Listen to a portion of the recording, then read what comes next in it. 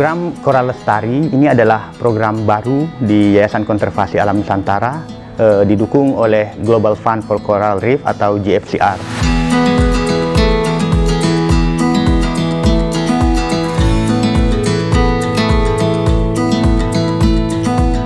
Program ini sangat unik karena kita ingin lewat program ini melindungi terumbu karang di Indonesia.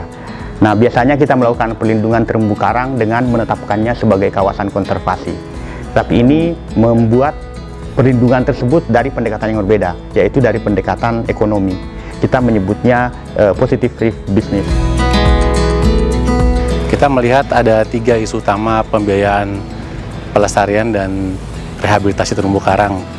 Pertama, kurangnya pendanaan inovatif untuk pelestarian dan rehabilitasi terumbu karang. Yang kedua itu kurangnya usaha-usaha yang ramah terumbu karang. Dan ketiga, kurangnya kapasitas lokal untuk melestarikan dan menjaga terumbu karang.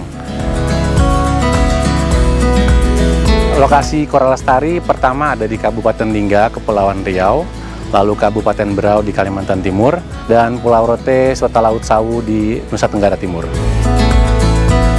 Kita memilih lokasi dengan berkonsultasi dengan pemerintah Indonesia, dalam hal ini Kementerian Kelautan dan Perikanan.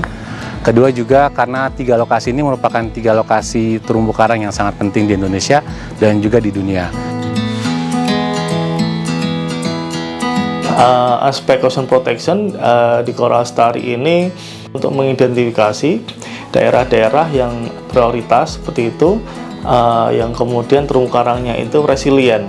Dan juga kita mengidentifikasi ancaman-ancaman terhadap terumbu karang yang ada di dalam kawasan konservasi ini.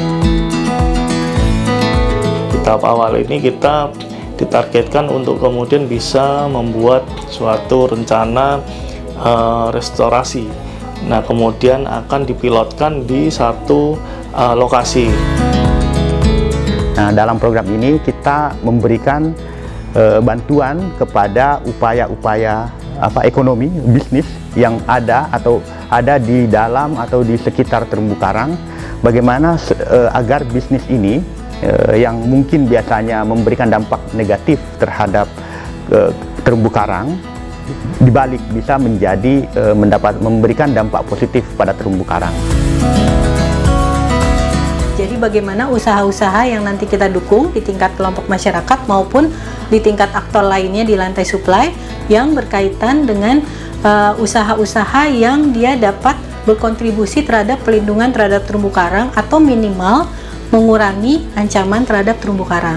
Dan tidak sampai di situ, kami berharap bahwa usaha-usaha yang tergolong reef positive business itu, inisiatif-inisiatif awal maupun yang existing, dapat terus kita dorong agar kemudian mereka melibatkan semua aktor di lantai supply dan juga mendapatkan peluang untuk pembiayaan atau investasi dari impact investor.